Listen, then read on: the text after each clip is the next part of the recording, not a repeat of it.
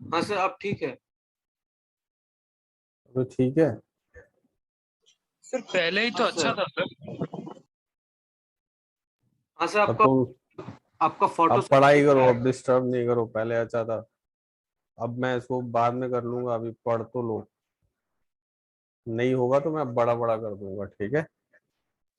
ठीक है सर। ज्यादा इको नहीं हो रहा है ना? नहीं सर। नहीं तेजी सर। तो नहीं आ रहा है सर, ठीक ही है सर। स्क्रीन पे देख नहीं पा रहे हो? सर पा रहे हैं ये सर, तो आप देख पा बताइए रहे ना। हैं सर, कोई प्रॉब्लम नहीं है। ठीक।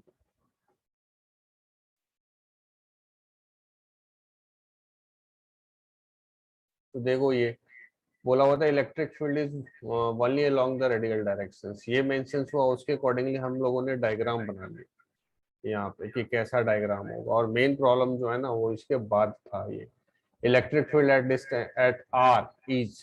तो यहाँ देखो, यहाँ का इलेक्ट्रिक फील्ड पूछ रहा है, यहाँ इस पोजिशंस का। तो इस पोजिशंस में जितना भी चार्ज है, अगर हम चार्ज फाइंड कर ले, और अगर हमारा गॉसियन सरफेस अगर हम देखें तो ये सब गॉसियन सरफेस बना ले जस्ट आउटर वाले सरफेस पे, अगर ऐसा हम लोग गॉसियन सरफेस बना ले तो फील्ड बोल ही रहा है कि रेडियली आउटवर्ड है, फील्ड बोल रहा है। तो अब यहाँ पे अगर हम लोग लिखे अकॉर्डिंग टू गॉस लॉ,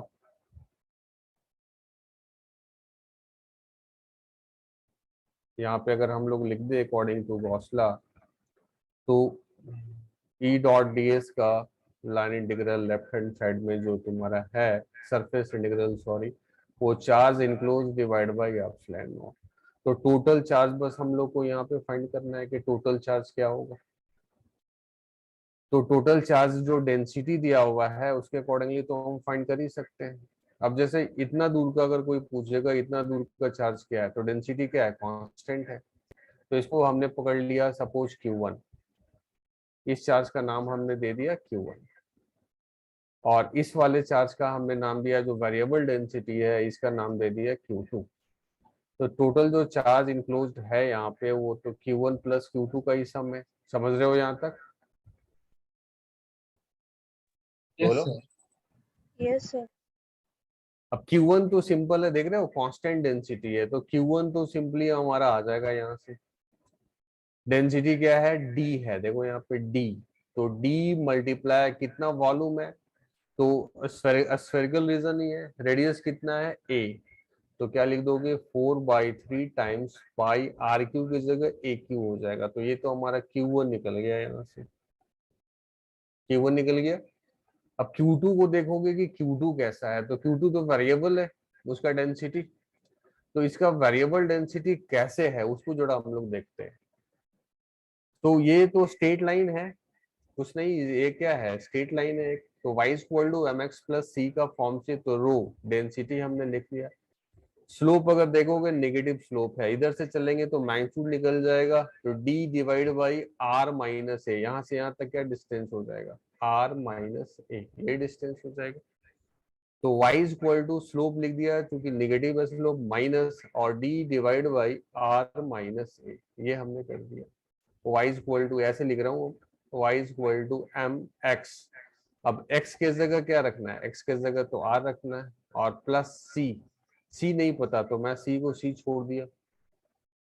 अब ये तो मालूम है कि r का वैल्यू कैपिटल R पे रो क्या है, 0 है, तो ये भी तो मालूम है कि given that R is equal to capital R, rho is equal to क्या हो गया 0, तो यहाँ से C भी हम फाइंड कर सकते हैं, तो एग्जैक्ट रिलेशन आ जाएगा। तो 0 पुट कर दिया हमने यहाँ पे, और आर का वैल्यू कैपिटल आर कर दिया।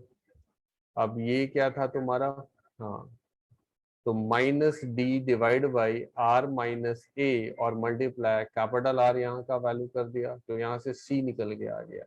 तो हमारा सी दिख रहा है, क्या दिख रहा है, c d r divide by r minus a, ये सी निकल के आ गया।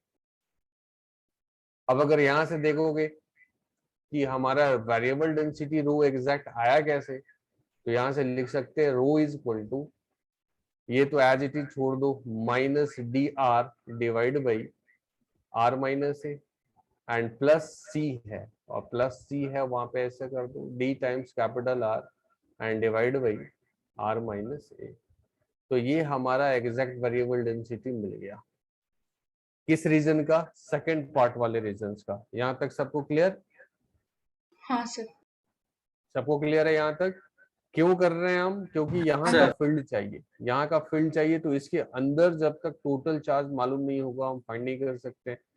अब डेंसिटी वेरिएबल का है, but r is equal to capital A तक ना कांस्टेंट डेंसिटी है, तो वॉल्यूम से सीधे मल्टीप्लाई कर दिया, और जहाँ वेरिएबल डेंसिटी है तो किस तरीके से वेरी कर रहा है ना, वो आइडेंटिफाई कर लिया हम लोगों ने।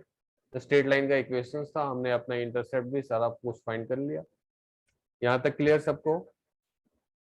हाँ तो सर। Q2 क्या आ जाएगा, अगर Q2 फाइंड करो तो डेंसिटी में किससे मल्टीप्लाई कर देंगे, वॉल्यूम से, छोटा सा वॉल्यूम से मल्टीप्लाई कर दोगे, और स्फीयर में छोटा सा वॉल्यूम बहुत बार ले चुके हैं, 4 pi are square multiply d are.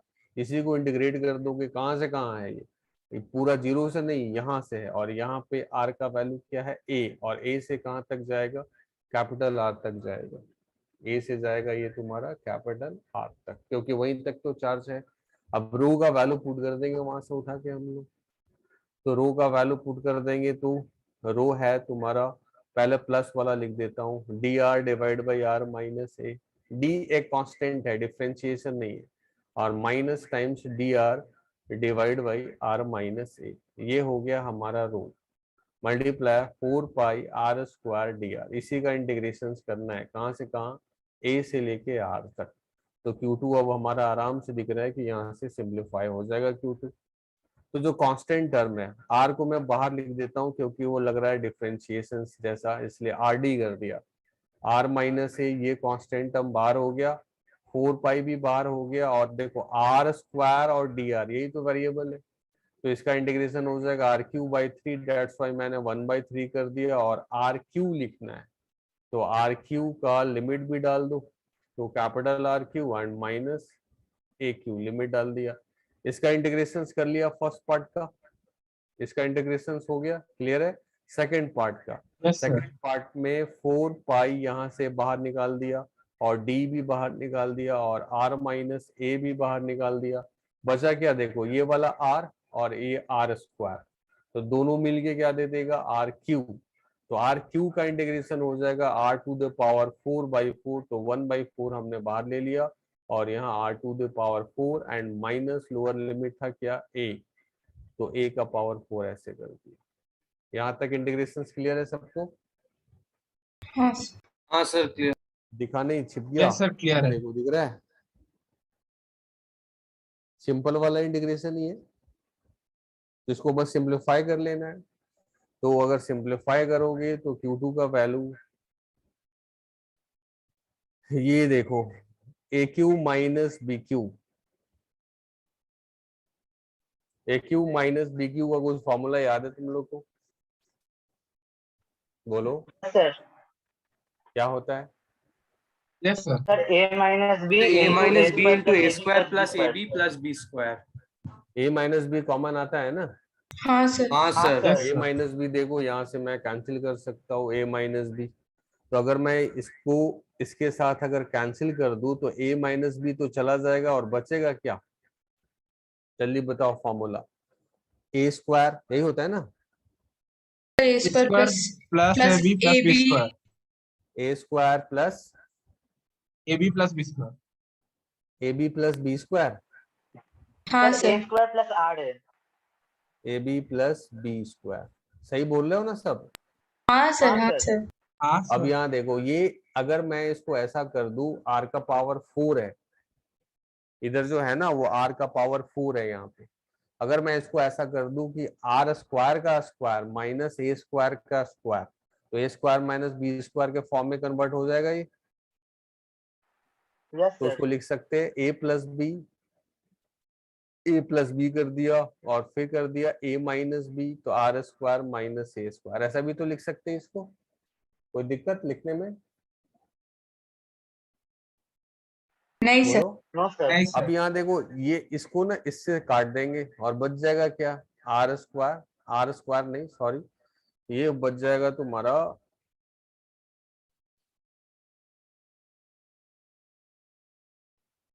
एक तो स्क्वायर, एक तो आर माइनस ए चला गया तो बचा क्या आर प्लस ए, ऐसा ही बच गया।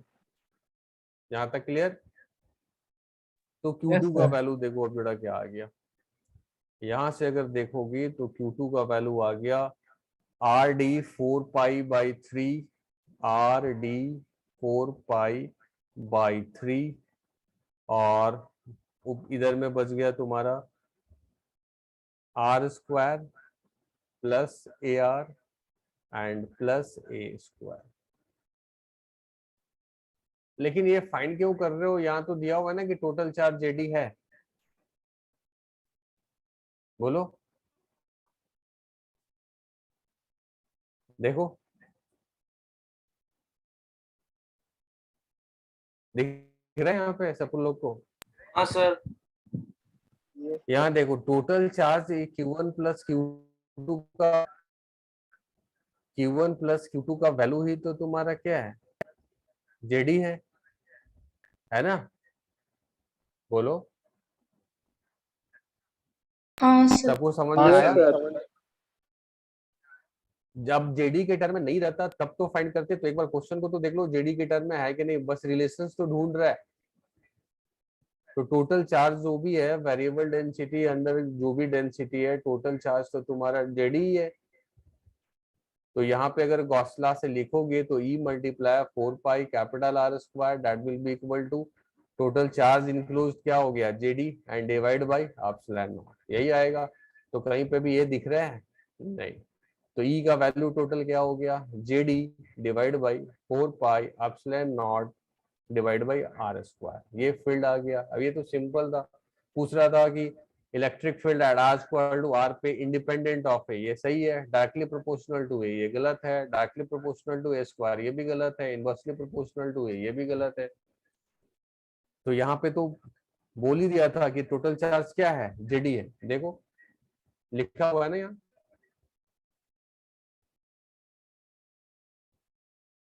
बोलो सबको क्लियर हुआ? हाँ सर। हाँ सर। हाँ, अगर इसी क्वेश्चन में मान लो हमको जेडी नहीं देता, बोलता कि कुछ है अमाउंट चार्ज का, जैसे देखो जेडी भी दिया हुआ है और वेरिएबल डेंसिटी भी दिया हुआ है, अगर पूछता कि टोटल चार्ज बता दो तो Q1 हमको यहाँ से निकल गया था, ये वैल्यू हमारा था Q1। अगर ये देखो तो ये है तुम्हारा Q1, ये Q1 है, और Q2 हमारा यहाँ से निकल गया था, ये Q2 निकल गया था। तो अगर जेडी के टर्म में नहीं रहता है, बोल देता कि कुछ चार्ज है आप टोटल चार्ज बता दो, या फील्ड पूछता, तो हम यहाँ से अपना Q2 भी फाइंड कर लेते और कुछ नहीं है, अब सिंप्लीफाई करना है Q2 को और Q1 प्लस Q2 का वैल्यू पुट कर देते। बट पहले क्वेश्चन कर लो, ऐसा एग्जाम में भी होता है, ध्यान से। मैं तो थोड़ा इसमें बिजी हो गया ना, कैसे ठीक करूं, मैंने पढ़ा नहीं। आफ्टर दैट जब यहाँ पे इतना टाइम लग रहा था तो सोचा क्या कि ऐसा क्वेश्चंस तो पूछता नहीं एडवांस, एडवांस का पूछा हुआ है, इतना टाइम क्यों लग रहा है। तो फिर मैंने देखा क्या कि ये तो जेडी दिया हुआ है, अब जेडी दिया हुआ है तो फिर तो कोई इशू ही नहीं है। तो फर्स्ट क्वेश्चन सबको क्लियर है? Yes sir. Yes sir. अब इसमें देखो दूसरा में क्या बोल रहा है, दूसरे में भी जरूरत नहीं है। बोला ये 4a इक्वल टू 0, तो देखो ग्राफ क्या था, बोला a का वैल्यू 0 कर देना है, मतलब a यहाँ नहीं रहेगा, अब a यहाँ आ गया।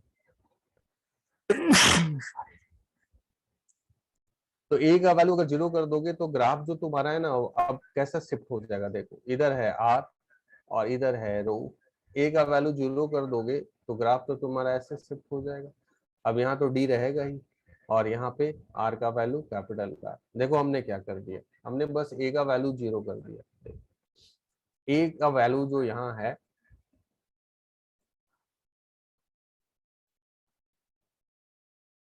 ये क्या हो गया,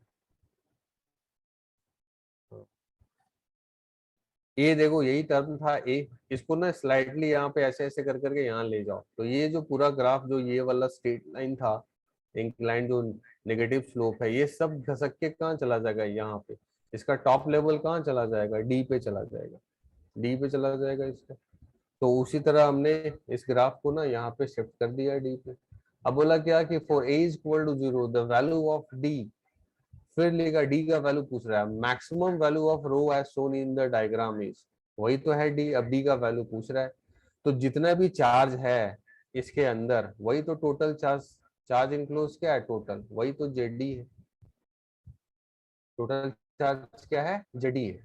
तो अब अगर हम जैसे अभी Q2 जो फाइंड कर रहे थे ना, तो उसमें अब लिमिट भी चेंज कर जाएगा, अगर डेंसिटी कैसे वेरी कर रहा है अगर उसको देखो तो again y equal to mx plus c का फॉर्म है, या फिर d by r divide by r by capital R, straight line का equation x by a plus y by b equal to 1, ये भी, या फिर डेंसिटी के टर्म में लिख लो स्लोप कैसा, तो minus d by r into और कैपिटल स्मॉल r x हो गया, और इंटरसेप्ट क्या है d। तो हमने एक लाइन में लिख दिया density y equal to mx plus c के फॉर्म में। यहाँ कोई confusion, y equal to mx plus c, सबको क्लियर? यस सर, बोलो। क्लियर है। अब अगर डेंसिटी मिल गया तो तुमको बस टोटल चार्ज चाहिए, तो डेंसिटी में किससे मल्टीप्लाई कर दोगे, छोटा सा वॉल्यूम से 4 pi are square d are से मल्टीप्लाई कर दिया, इंटीग्रेट कर दोगे तो टोटल चार्ज जेडी दे देगा। कहाँ से कहाँ, 0 से कैपिटल आर तक है। अब ये इसका इंटीग्रेशन जो है ना वो सिंपल है, इसलिए दिया भी है, तो माइनस डी बाई आर बाहर कर दिया, और पहले लिख लो प्लस डी, और फिर क्या लिखना है 4 pi are square d r, इसी का इंटीग्रेशन करना है, कहाँ से कहाँ, 0 से कैपिटल आर। अब जो कांस्टेंट टर्म है ना उसको मैं बाहर ले लेता हूँ, तो माइनस ये देखो ये डी बाई कैपिटल आर था, यहाँ फिर मिस्टेक हो जाता, minus d by capital R बाहर कर दिया, 4 पाई भी बाहर कर दिया, ये वाला 4 पाई, और आर स्क्वायर और एक और आर है यहाँ पे, तो आर का पावर क्या हो गया क्यू डी आर, इसका इंटीग्रेशन करना है 0 से कैपिटल आर। फिर दूसरा जो पार्ट था वो डी और 4 पाई बाहर आ गया, तो डी टाइम्स 4 पाई बाहर लिख दिया हमने, और आर स्क्वायर डी आर का इंटीग्रेशन करना है हमको, बस आर स्क्वायर डी आर का इंटीग्रेशन कहाँ से कहाँ, 0 से आर। अभी टोटल वैल्यू क्या है, टोटल वैल्यू है जेडी, तो जेडी का वैल्यू आ गया, ये देखो इसका इंटीग्रेशन क्या हो जाएगा, इसका इंटीग्रेशन हो जाएगा आर का पावर 4/4, पहले लिख दो minus d by r multiply 4 pi, और यहाँ लिमिट भी डाल देते हैं, 0 है ना लोअर लिमिट, तो आर का पावर 4/4 कर दिया, प्लस 4 पाई डी लिख दिया। अब इसका हो जाएगा आर का पावर Q/3। अब जो कैंसिल आउट हो रहा है उसको सिंपली कैंसिल आउट कर दो, इससे ये चला गया आर क्यू। अब जो कॉमन आ रहा है वो कॉमन ले लो, तो जेडी इधर है तुम्हारा, अब यहाँ पे डी टाइम्स 4 पाई बाहर आ गया, और देखो आर क्यू भी बाहर आ गया, तो यहाँ है तुम्हारा -1/4, यही दिखेगा -1/4, और यहाँ है तुम्हारा 1/3, कैलकुलेशन देखते जाना, यहाँ है 1/3। तो अब जेडी का वैल्यू हो गया तुम्हारा 4 टाइम्स आर क्यू पाई, और डी 1/3 माइनस 1/4, 1/12। तो ये कितना आ जाएगा 1/12, ठीक है। अब ये हाँ 4 सर। 3 12 टाइम्स कैंसिल हो जाएगा, तो जेडी का वैल्यू हो गया आर का पावर क्यू टाइम्स पाई, और ये डी रह गया, और नीचे में 3 हो गया। तो अब पूछा था तुमसे क्या, डी का वैल्यू बताओ, तो डी हो गया 3 times Z e divide by pi times r cube, यही डी का वैल्यू पूछ दिया, तो 3 times Z e divide by pi times r cube. Sir तो ऑप्शन कौन सा दिख रहा है, सेकंड ऑप्शन। क्लियर हुआ ये हाँ सबको? हाँ सर। अब ये देखो आईआईटी एडवांस का क्वेश्चन है, अगर तुम अपना सब कुछ सही से समझ के प्रॉब्लम करना है तो एडवांस के प्रॉब्लम भी आसानी से बनते हैं। बट अगर एडवांस के प्रॉब्लम में देखोगे, अगर क्वेश्चन ही नहीं समझा, जैसे यहाँ पे ये बहुत ग्राफ व्राफ बनाया हुआ था, बहुत स्टूडेंट्स क्या किए कि क्वेश्चंस को देख के समझे ही नहीं, तो फिर इसलिए ध्यान से ना क्वेश्चंस को भी पढ़ना होता है। क्वेश्चंस को ध्यान से नहीं पढ़ोगे तो अगेन फिर गड़बड़ हो जाएगी। तो ये क्लियर हुआ हाँ सर। सब लोग को? पहले का आंसर क्या? हाँ सर। पहले का आंसर हाँ सर। पहला, दूसरे का आंसर क्या? सेकंड। क्वेश्चंस बैंक में देखोगे, हम लोग आज तो हमने डाल भी दिया है क्वेश्चंस बैंक, हाँ सर। तो वहां पे भी देखोगे, उसमें चैप्टर वाइज भी है, छाटा भी हुआ है और ईयर वाइज भी है, दोनों है। तो चैप्टर वाइज जैसे पढ़ते जा रहे हो वैसे उसका प्रॉब्लम भी देखते जाओगे। ऐसे जितने भी हैं पीवाई की, आईटी एडवांस के अच्छे से जितने भी प्रॉब्लम है सब मैं करा ही दूंगा। अब नेक्स्ट बोलो कौन सा करना है, और आज मैनेज कर लो क्योंकि थोड़ा अच्छे से सेटिंग करना पड़ेगा इसमें। और बताओ और सर वो कौन सा करना है? सर एक वो और था सिलिकॉन क्या? वाला। Electric field nucleus is observe linearly depend on r, this simple है। एक देखो इसमें एक और था, ये इसी का पार्ट है ना। हाँ सर। दूसरा है, एक पहला था, ये दूसरा था और ये तीसरा था, और ये पैराग्राफ का था। पैराग्राफ का मतलब 3 प्रॉब्लम, मतलब समझ लो अच्छे मार्क्स का। अब थर्ड में क्या है उसको देख लो। Electric field within the nucleus is generally observe to be linearly depend on r, this imply r का वैल्यू क्या होगा। अब फिर से वापस आ गया उस प्रॉब्लम पे, फिर से वापस क्या आ गया इसने, अब बोला क्या कि जो एक्चुअल ग्राफ था फिर से वापस चले जाओ एक्चुअल ग्राफ पे। तो एक्चुअल जो ग्राफ था इसका, उसमें तो कुछ डिस्टेंस तक तुम्हारा कांस्टेंट था और आफ्टर दैट वेरी कर रहा था। एक्चुअल ग्राफ तो यही था इसका। यहाँ पे डी दिया हुआ था और यहाँ पे कैपिटल आर, और यहाँ पे बोल रखा था कि यहाँ पे जो वैल्यू है स्मॉल आर का वैल्यू ए है। तो अब देखो ये किसके लिए बात कर रहा है, क्वेश्चंस को ध्यान से पढ़ो। Electric field within the nucleus is generally absorb to linearly depends on R। अब बोल रहा है कि इलेक्ट्रिक फील्ड जो अंदर का है ना वो R का फंक्शन है, तो इसका मतलब बोल रहा है तो फिर बता दो ये A का वैल्यू क्या होगा। अब याद करो, इलेक्ट्रिक फील्ड किसी भी स्फेरिकल पोर्शंस में लिनियरली वैरी करता है R का। ऐसा कुछ याद आया? रो आर अपॉन 3 एप्सिलॉन नॉट, याद आया? हाँ सर। हाँ सर। लीनियरली ग्राफ भी किए थे, directly proportional to r. Linearly हाँ। वैरी तभी करता है जब डेंसिटी क्या हो? कांस्टेंट, तभी ना वैरी करता है स्फेरिकल रीजन का फील्ड। इसलिए बहुत बार फॉर्मूले पे भी हम लोग बहुत डिस्कस किए, बोला है कि फॉर्मूले सब याद रहना चाहिए। आप इसको जो मन सो करोगे तो फिर वही फंस जाओगे, प्रॉब्लम नहीं बन पाएगा। यहाँ पे क्वेश्चंस को भी ध्यान से पढ़ना होता है। The electric field within the nucleus, nucleus के अंदर मतलब अब ए भी आ गया कैपिटल आर तक, कैपिटल आर न्यूक्लियस का रेडियस था। Nucleus is generally absorb to be linearly depend on small r, मतलब सेंटर से स्मॉल आर डिस्टेंस पे कहीं पे भी जा रहे हैं न्यूक्लियस में, कहीं पे भी न्यूक्लियस के अंदर मान लो इतना कैपिटल आर हमने ले लिया, ये हमारा है कैपिटल आर।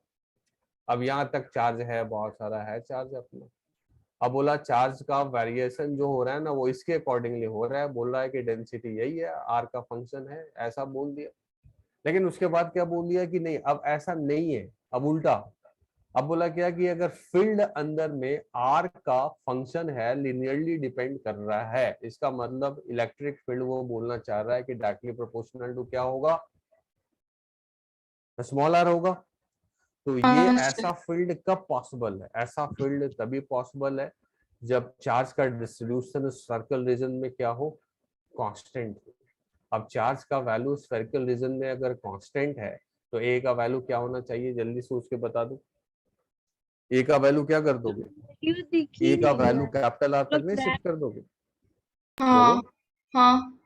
ए का वैल्यू जब कब तक डेंसिटी कांस्टेंट है? यहाँ देखो ये सब क्या है? कांस्टेंट डेंसिटी है, दिख रहा है? कैपिटल आर तक, 0 से कैपिटल आर।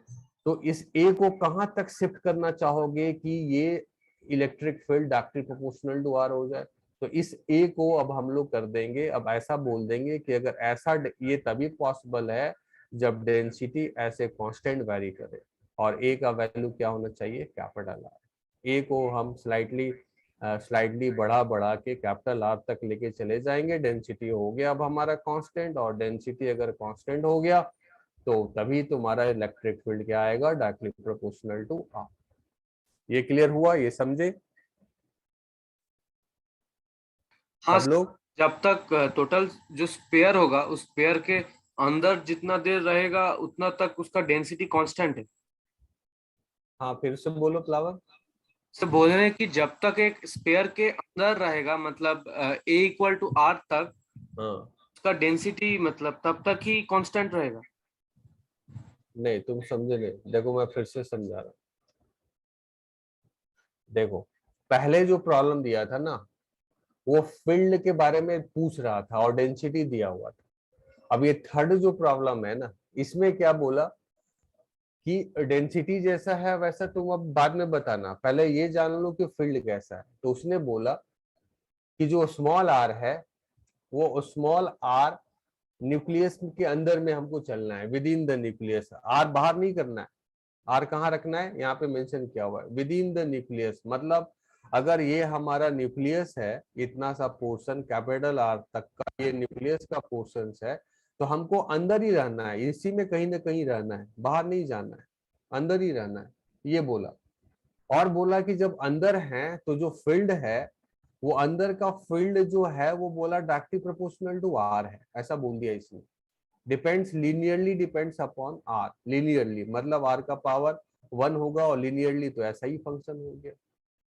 इसमें ये बोल दिया कि अंदर में जब कहीं पे भी जा रहे हैं तो फील्ड जो है वो आर का फंक्शन है। तो कुछ याद आया कि स्फेरिकल रीजन में अगर चार्ज का डिस्ट्रीब्यूशन है और फील्ड अगर लीनियरली डिपेंड अपॉन आर कर रहा है, तो ऐसा तो तभी होता था, मालूम है कि एक यूनिफॉर्मली चार्ज सॉलिड स्फीयर है, through out the volume uniformly charge है, डेंसिटी कांस्टेंट होता है, तभी तो तुम्हारा आर का फंक्शन होता है। इसका मतलब अंदर में थ्रू आउट डेंसिटी क्या होना चाहिए, कांस्टेंट होना चाहिए, यही मतलब हुआ ना? यहाँ तक समझे, बोलो। हाँ सर। अब अगर अंदर में डेंसिटी कांस्टेंट है तो फिर अब ग्राफ को देखो, उसके हिसाब से पूछ रहा है कि ए का वैल्यू बताओ क्या होगा। तो ए का वैल्यू अगर 0 कर दोगे, तो अभी देखो 0 कर दिया था तो ऐसा आ गया था, यहाँ तो वेरिएबल डेंसिटी है ना, बोलो। हाँ सर। तो ए का वैल्यू कांस्टेंट, ए का वैल्यू क्या कर दे कि डेंसिटी हमारा through out the nucleus constant हो जाए। न्यूक्लियस कहाँ तक है, कैपिटल आर तक ही है ना। तो इस ए को अगर हम यहाँ बढ़ा दिए तो ये देखो यहाँ तक ऐसे ग्राफ हो जाएगा, ऐसे हो जाएगा। फिर ए को और बढ़ा दो तो ऐसे ग्राफ हो जाएगा। इस ए को अगर हम कैपिटल आर तक लेके चले आएंगे तो डेंसिटी हमारा कांस्टेंट नहीं बन जाएगा। सर समझ गए। बोलो। हाँ सर समझ गए। हाँ समझ गए, बाकी लोगों को क्लियर है? Yes sir. हाँ सर। हाँ सर क्लियर है। मैं सिंपली बोल दिया कि ए का वैल्यू क्या होगा, कि ऐसा रिलेशन आएगा तो ए का वैल्यू क्या होना चाहिए, कैपिटल। ये सबको क्लियर, ये अच्छा प्रॉब्लम था। अब जैसे यहाँ देखो डेंसिटी वेरिएबल दिया हुआ है, आर का पावर ए है डेंसिटी, ये पहले से भी मालूम है कि अंदर में इलेक्ट्रिक फील्ड कभी भी डायरेक्टली प्रोपोर्शनल टू आर नहीं आने वाला। क्यों? क्योंकि अंदर में electric field directly proportional to r तभी होता है जब डेंसिटी क्या हो, कांस्टेंट हो, तो स्फेरिकल रीजन्स में। अब ये क्लास में कराया है वेरिएबल डेंसिटी का, याद आया कुछ? हाँ सर। Yes sir correct. एक बना लिए हो सब लोग? हाँ सर। यस next सर बन बताओ। गया था। ये सर बन गया था सर। हाँ ऐसा क्लास में भी किया था, ये हुआ है। यस सर ये बन गया था। इसमें एक सिलेंडर लोगे, उसके बाद सर स्फेरिकल उल्टा चार्ज वाला को ना, पहला तो सर रोका वो ले। पिछले वाला जो 3 दिखा है वो नहीं हुआ था। ये वाला नहीं हुआ था? नहीं सर। चलो अभी कर लो, कोई प्रॉब्लम नहीं, बट ये होना चाहिए था ना, ऐसा क्लास में हमने किया है। सर मतलब मैंने आंसर निकाला है, पता नहीं सही है कि नहीं। ठीक है देख लो, अभी कर लेते हैं। बोला solid sphere radius r has a charge Q distributed in volume density दिया हुआ है। बोला क्या कि एक सॉलिड स्फीयर है, इसमें टोटल चार्ज जो है ना वो q है, इतना मालूम है कि टोटल चार्ज q है। बट डेंसिटी कांस्टेंट नहीं है, डेंसिटी है k टाइम्स r का पावर a। ऐसा है कि कोई कांस्टेंट है, a कांस्टेंट है, r डिस्टेंस फ्रॉम सेंटर है, तो मान लो यहाँ से डिस्टेंस ले लो, यहाँ से r ले लिया और यहाँ का डेंसिटी बोल दिया कि यही है, rho times rho is equal to k times r का पावर a, ये डेंसिटी हो गया। फिर पूछा if electric field at r is equal to r by 2 is 1/8 times that of r is equal to r। अगर electric field at r is equal to r का बात करोगे, E at capital small r is equal to capital R का बात करोगे पहला, तो total charge तो मालूम ही है ना, तो डायरेक्ट गॉस लॉ से लिखोगे E multiply 4 pi r square is equal to total charge divide by epsilon naught. तो इसका नाम दे दिया हमने E1 सरफेस का, तो E1 का वैल्यू आ गया Q divide by 4 pi epsilon not r square, ये पहला हो गया। अब बोल रहा r/2 वाला पे फील्ड फाइंड करो, तो फिर से r इक्वल टू r/2 पे एक गॉसियन सरफेस बना लोगे, अब बस इतने ही चार्ज से मतलब है। तो अब दूसरा अगर फाइंड करना है r इक्वल टू r/2 का, E2 eight r equal to r/2, तो फिर से E2 टाइम्स रेडियस है r/2, तो एरिया हो गया 4 पाई r/2 का स्क्वायर, तो r स्क्वायर डिवाइड बाई 4, और चार्ज इंक्लूड द फाइंड करना है डिवाइड बाई एप्सिलॉन नॉट। अब चार्ज इंक्लूड वेरिएबल डेंसिटी है, तो चार्ज इंक्लूड डेंसिटी कितना है k टाइम्स r का पावर है, ये लिख दिया, और छोटा सा small volume 4 pi r square dr बहुत बार किया हम लोग, इसी को इंटीग्रेट कर दोगे चार्ज इंक्लूड आ जाएगा, कहाँ से कहाँ, टोटल नहीं, 0 से r/2 तक का इंटीग्रेशन कर देंगे, तो यहाँ चार्ज इंक्लूड हम लोग को आ जाएगा। तो कांस्टेंट टर्म को बाहर ले लो, तो k बाहर आ गया, 4 पाई बाहर आ गया, और r का पावर क्या बच गया, a+2, यही बच गया, इसी का इंटीग्रेशन करना है 0 हाँ से सर। r/2, तो चार्ज इंक्लोज आ गया हमारा। अब ये क्या है, k times 4 pi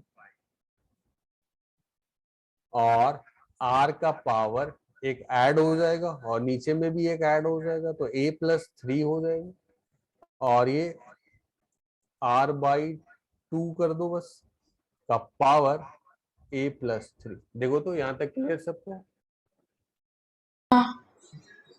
x to the power n+1 divide by n+1, वही कर दिया हमने। तो a r का पावर, r लिमिट डालोगे ना, तो r/2 है, तो ये हमने सिंप्लीफाई कर दिया। अब E2 का वैल्यू यहाँ चार्ज इंक्लोज लिख देते हैं, E2 को सिंप्लीफाई कर लेते हैं, तो E2 टाइम्स 4 पाई, अब ये तो 4 चला गया ना, तो इसको लिखने का जरूरत नहीं है, तो पाई r स्क्वायर यहाँ लिख दिया is equal to charge enclose divide by epsilon naught. तो चार्ज इंक्लोज यहाँ देख लो, इसको ना k टाइम्स 4 पाई और r का पावर a+3 लिख देते हैं, और नीचे में भी a+3 कर देते हैं, और फिर 2 का पावर a+3 कर देते हैं। ऐसा कर सकते हैं ना, बोलो। हाँ हाँ सर। हाँ सर। हाँ सर। सर। ये पाई पाई को सबसे पहले तो कैंसिल कर दिया हमने। अब E2 को अगर यहाँ से देखोगे तो जरा देखो, r का पावर 2 है, तो इधर चला जाएगा तो क्या हो जाएगा, k 4 तो बच गया इसका। अब r का पावर 3 से 2 निकाल दो, तो a+1 लिख सकते, डिवाइड बाई a+3, और फिर यहाँ है 2 का पावर a+3, ये E2 आ गया हमारा दूसरा, ये दूसरा E2 आ गया। अब गिवन क्या है, गिवन है कि इलेक्ट्रिक फील्ड r/2 पे 1/8 टाइम्स है, तो r/2 का फील्ड यही है, q divide by 4 pi epsilon not r square, ये कितना है 1/8 टाइम्स किसका, r इक्वल टू r का। नहीं, ये तो हमने उल्टा लिख दिया ना, देखा करो। हाँ सर, वही बोलने वाले थे सर। गिवन क्या है, गिवन है तुम्हारा कि E2 जो है ना वो 1/8 टाइम्स E1 है, ये गिवन है ना। r/2 का हमने नाम क्या दिया है, E2, तो E2 का वैल्यू पुट कर देते हैं बस 4k और r का power a+1 and divide by a+3 और ब्रैकेट 2 का पावर a+3, ये E2 लिख दिया and this one equal to 1/8, तो 1/2 का पावर 3 लिख सकते हैं, लिख सकते हैं। और E1 का वैल्यू है q डिवाइड बाई 4πε0 r², यही है। तो पूछ रहा है क्या कि a का वैल्यू बता दो, और k एंड a कांस्टेंट था तुम्हारा दिया हुआ, तो जरा यहाँ देखो, बाकी सब तो कांस्टेंट में चला गया, वेरिएबल को देखो जरा,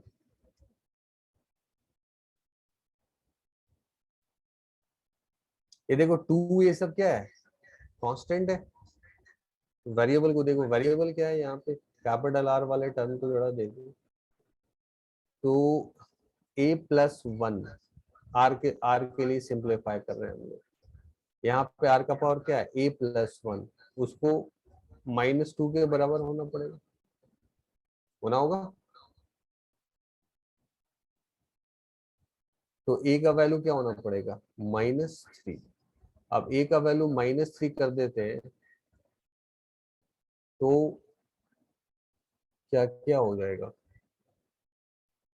a का वैल्यू अगर -3 कर दोगे times that of r, find the value of a, if electric तब तो फील्ड माइनस 0 आ जा रहा है डिनोमिनेटर। हाँ वही तो दिख रहा है, a+3 कैंसिल, a+3 नीचे में टर्म में तुम्हारा तो वो 0 हो जाएगा, तो फिर ये तो अनडिफाइंड हो जाएगा।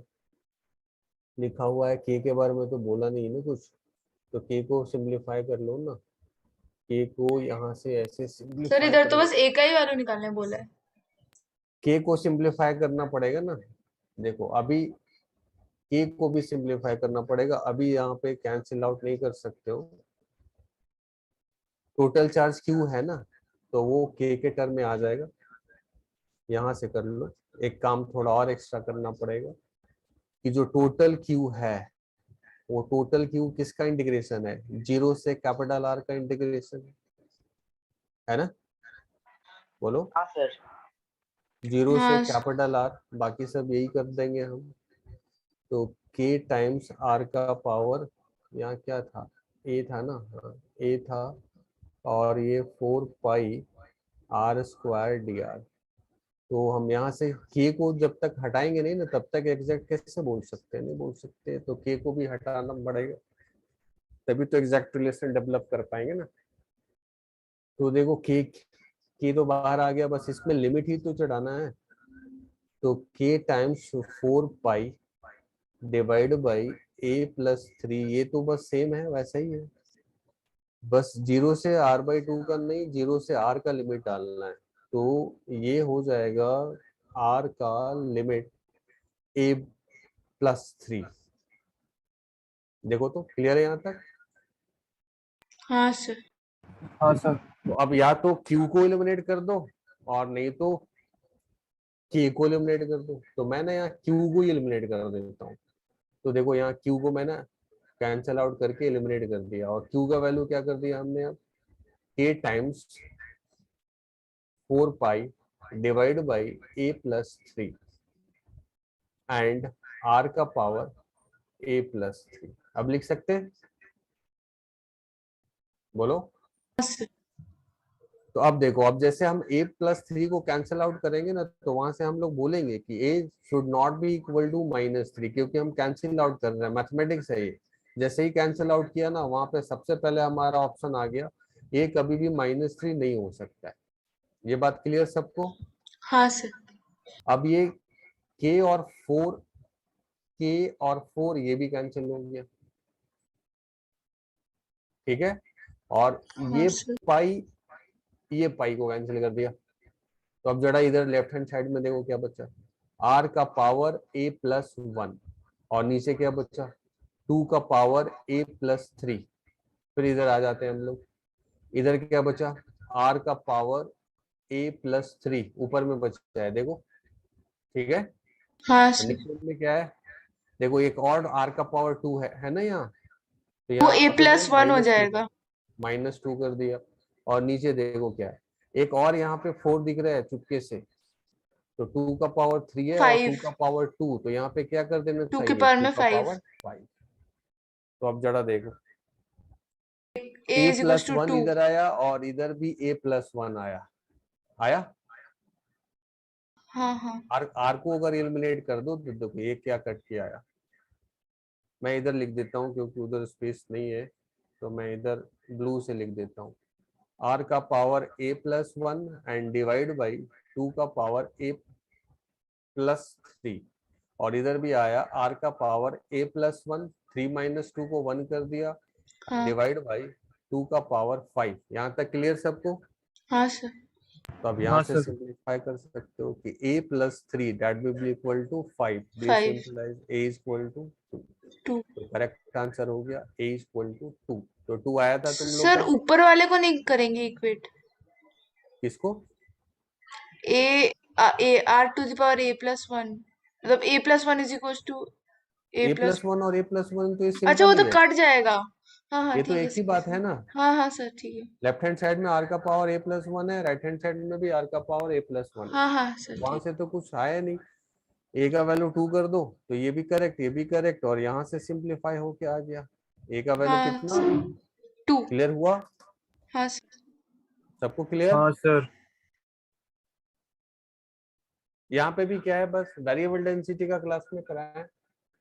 एक समय था जब वेरिएबल डेंसिटी बहुत ज्यादा पूछता था, बट अभी नहीं ज्यादा पूछता है, गॉस-लॉ पूछता है, और गॉस-लॉ का तो हमने किया था, अच्छे से प्रॉब्लम कर लिया था। जैसे ये भी देखो वेरिएबल डेंसिटी, ये भी था, इसमें बहुत डांट खाए थे तुम लोग, बट उस दिन मैंने कुछ डिसाइड भी किया था कि उतना नहीं डांटूंगा, अब उतना नहीं डांटूंगा, क्योंकि उस दिन ज्यादा इरिटेट कर दिए थे तुम लोग। 16 नंबर प्रॉब्लम ये बनाए हो? हाँ सर ये बन गया। क्या किए हो बताओ, कौन कौन क्या किए हो बताओ, हाँ सर किए हैं। क्या किए हो बताओ? सर इंटीग्रेशन, इंटीग्रेशन किए हो, और कोई कुछ किया है? Sir sigma square by 2 epsilon not के साथ पाई आर स्क्वायर मल्टीप्लाई कर दी, क्यों ऐसा किए? सर वो प्रेशर, आप इलेक्ट्रोस्टैटिक प्रेशर पढ़ाए थे उसको हाँ अप्लाई सर, कर हम भी दिया। उसी से ही किए हैं। इलेक्ट्रोस्टैटिक Surface प्रेशर पढ़ाया था, बट और भी कुछ पढ़ाया था, याद करो। तो मतलब रेडियस r था और सरफेस डेंसिटी सिग्मा। और भी कुछ बताया था, याद करो। सर ये बन गया था। प्रेशर से क्यों करेंगे, प्रेशर से नहीं करेंगे ना, गलती से सर भी प्रेशर आंसर से आ नहीं गया। किए थे सर। और भी कुछ बताया था मैं, थोड़ा थिंक करो, और मैं बोला था कि ये इम्पोर्टेंट है।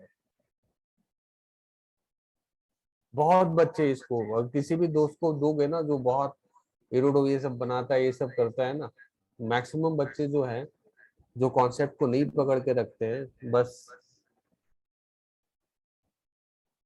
इंटीग्रेट ही करेंगे। बट मैंने बताया तुमको कि कब इंटीग्रेट नहीं करना है, याद करो कुछ, कौन बोलेगा? चलो थिंक करो जल्दी। तो मैंने कुछ गॉस-लॉ में बोला था कि जब भी सरफेस चार्ज डेंसिटी कांस्टेंट रहे तो बहुत आराम से इलेक्ट्रिक फील्ड निकल जाता है या फोर्स निकल जाता है, याद करो कुछ, नहीं याद आया? सर मैंने कैसे किया है बोले? हाँ बोलो। सर वो sigma is equal to Q divide by 2 pi are square, तो Q is sigma equal to is equal sigma to Q divide by 2 pi are square, हाँ सही है यहाँ तक। Q is equal to sigma divide by 2 pi are square, तो वहां से E निकल गया, U is equal to Q divide by 4 pi epsilon naught are square, तो क्यू के जगह वो sigma divide by 2 pi are square नहीं फिर से सब्स्टिट्यूट बोलो, कर दिया। क्या बोलना? सर वो sigma is equal to q divided by 2 pi are square, sir उतना तक तो सही है। हाँ और वहां से क्यू का वैल्यू निकल दिए, तो Q is equal to sigma multiplied by 2 pi are square, हाँ, और E is equal to q divided by 4 pi epsilon naught are square. ये कब होता है, किसके लिए फील्ड ये होता है बताओ? कहीं भी कैसा भी चार्ज रहेगा, क्यू सबका q divide by 4 pi epsilon naught are square हो जाता है, बोलो। ये तो बस पॉइंट चार्ज का r डिस्टेंस में फील्ड है ना। हाँ तो सर, हम बोलो, हाँ सर, हाँ सर, हाँ। ये तो तब होता है ना कि ये q चार्ज है और r डिस्टेंस पे कोई फील्ड पूछेगा तो बोल देंगे कि q बाई आर स्क्वायर, यही बोल रहे। या एक स्फेरिकल चार्ज है, पूरा सरफेस पे है, q है, या through out the volume q है, तो बाहर सरफेस पे r डिस्टेंस पे होता है। बट यहाँ तो हेमिस्फेयर रीजन में चार्ज है, तो चार्ज का कौन देखोगे ना कि कॉम्बिनेशन भी कैसा है, कैसे चार्ज डिस्ट्रीब्यूटेड है, ये भी तो थिंक करना पड़ेगा ना। बस क्यू कैसे भी देख लेंगे तो के क्यू बाई आर स्क्वायर लिख सकते हैं क्या, बोलो? नहीं लिख सकते ना। नहीं सर। और बताओ, और क्या किए हो?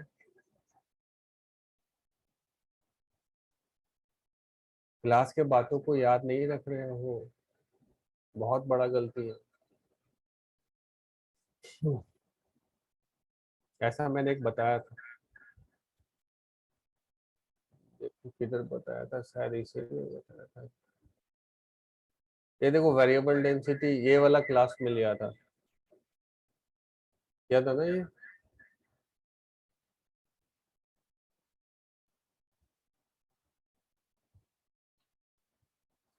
देखो यहाँ पे याद आया कुछ? देखो देखो जल्दी, तो स्क्रीन पे है तुम्हारे। हाँ सर, समझ। याद आया? हाँ सर, तो ये वाला चीज भूल गए थे, मतलब याद था लेकिन इस क्वेश्चन पे यूज करना है वो भूल गए थे।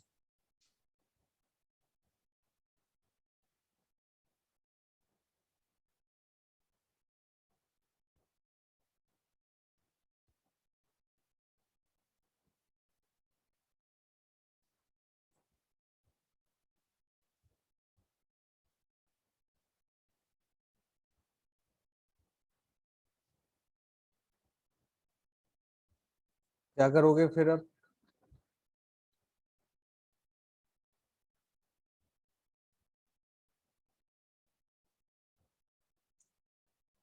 देखो एक तो फंडामेंटल मेथड है तुम्हारा जो इंटीग्रेशन से करोगे, यहाँ से तुम अपना ये थीटा एंगल ले लो और फिर पूरा थीटा पे डी सिमेट्री में थीटा एक ले लो, स्फीयर करके फ्लक्स निकाल लेंगे और उससे हाँ डी थीटा ले लो, आर डी थीटा आ तो गया। ऐसे ही अब किए हैं सर। एक रिंग मिल गया तुमको ऐसे। अब रिंग के कारण उसके सेंटर पे फील्ड मालूम है हमको, तो रिंग का मान लो कि ये छोटा सा चार्ज ना डी क्यू है, तो रिंग के कारण सेंटर पे फील्ड मालूम है, ई इधर ही आएगा। अब यहाँ से ये डिस्टेंस भी मिल गया, ये आर कॉस थीटा है और ये आर साइन थीटा है। तो रिंग के कारण सेंटर एक्सिस पे फील्ड होता है के क्यू एक्स। अब एक्स के जगह हो गया r sine theta divide by इसका रेडियस, तो रेडियस है आर कॉस थीटा, तो r square plus x square, तो एक्स का वैल्यू क्या है, आर साइन थीटा है, r square plus x square का पावर 3/, लिख दिया ये। अब टोटल फील्ड चाहिए तो इसी को इंटीग्रेट कर दोगे, कहाँ से कहाँ, थीटा 0 से लेके π/2 तक इंटीग्रेट कर दोगे तो काम बन जाएगा। तो ये इंटीग्रेशन भी टफ नहीं है, सिंपल वाला ही इंटीग्रेशन है। बस dq का वैल्यू एलिमिनेट कर दोगे यहाँ पे, dq कितना आ गया, dq का वैल्यू हो गया बताएं, sigma multiply r d theta into 2 pi r. 2πr, radius इसका देखोगे तो रेडियस इसका क्या है, r cos थीटा, तो सिग्मा मल्टीप्लाई लेंथ लिख दिया और आर डी थीटा। अब इसी को इंटीग्रेशन करना है 0 से π/2 तक, फील्ड मिल गया। बोलो, क्लियर है? हाँ सर। हाँ हाँ सर, क्लियर है। अब और आगे बताओ फिर क्या करना है, आज इतना ही खत्म हो रखें? गया तो सर और कोई बचा है जिसमें जो नहीं बना है? नहीं सर, आपने सब कुछ कर दिया। एक ये अच्छा प्रॉब्लम था, बट देखो मेरे से ज्यादा पूछोगे कैसा आजकल का ट्रेंड कैसा है, तो 10 नंबर, 5 नंबर, वेरिएबल डेंसिटी तो बहुत बार किए, ये तो आईटी का पूछा ही हुआ है, ये किए ही। ये भी 3rd नंबर बहुत अच्छा प्रॉब्लम था जो हम लोगों ने किया था, इसमें भी बहुत डांट खाए थे तुम लोग। ये भी वेरिएबल डेंसिटी है, तो मैंने खाया था। ये कैविटी वाला, ये सब क्लास में किए हैं हम लोग। तो अगर पूरा देखोगे ना तो सब एक ही जैसा चलते रहता है। ये भी है रो 1 रो 2 का, ये भी है। अब ये भी तुम्हारा इंटीग्रेट करना है, एलिमेंट लेना है, यहाँ पे पूरा चार्ज नहीं है, यहाँ से फिर एक रिंग लोगे, एलिमेंट इंटीग्रेशन कर दोगे यहाँ से यहाँ तक, लोअर लिमिट से अपर लिमिट तक, ये भी उसी टाइप का है। अब यहाँ पे रिंग और स्फेरिकल चार्ज के बीच का फोर्स पूछ रहा है, रिंग और स्फेरिकल चार्ज के रीजन का फोर्स पूछ रहा है। तो जरा याद करो ये वाला रिंग हो के गया था कारण यहाँ पे फील्ड लिख दो, इसके सेंटर पे लिख देंगे, सर। एक बार में आ जाएगा रिंग के कारण सेंटर पे फील्ड। हाँ सर, हाँ अब सर। पूरा जो स्फेयर है वो कोई अगर बाहर के साथ इंटरेक्ट कर रहा है तो स्फेयर का फील्ड कैसा आता है, पॉइंट चार्ज की तरह।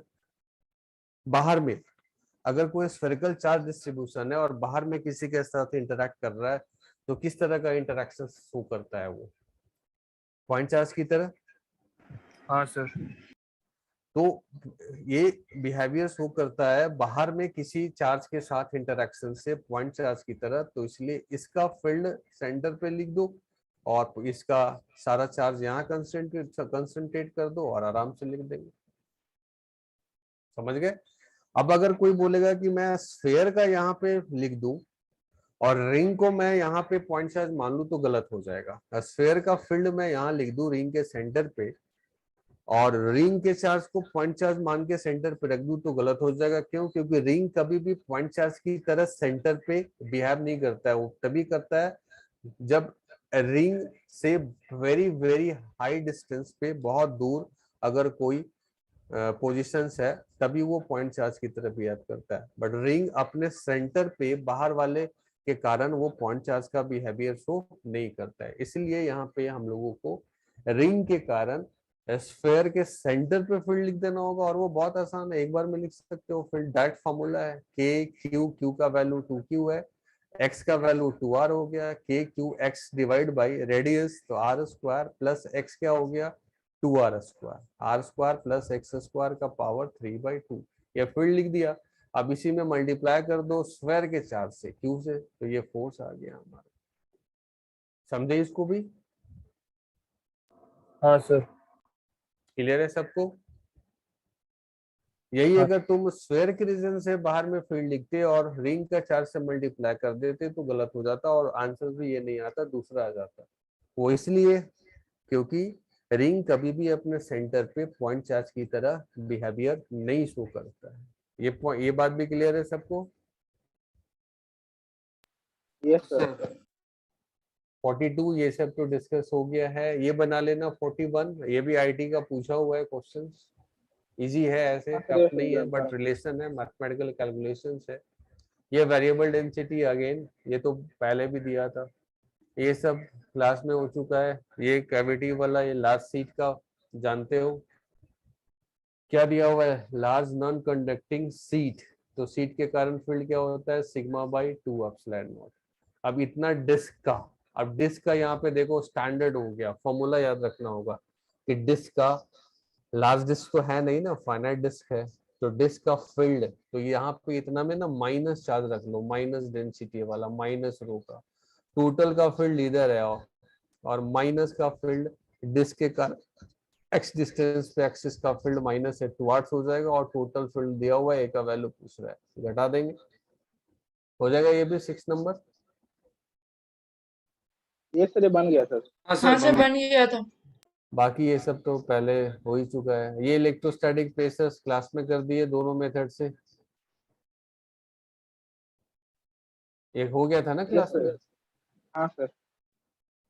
अब ये देखो, ये जो किया था ना ये इंपॉर्टेंट है, ये पूछा जाता है और ये अभी अभी का लेटेस्ट ट्रेंडिंग में है। अभी एडवांस हर एक साल 2 क्वेश्चन सिर्फ इसी पे, एक तो ये और एक दूसरा वेरिएबल चार्ज या कुछ और करके पूछ रहा है।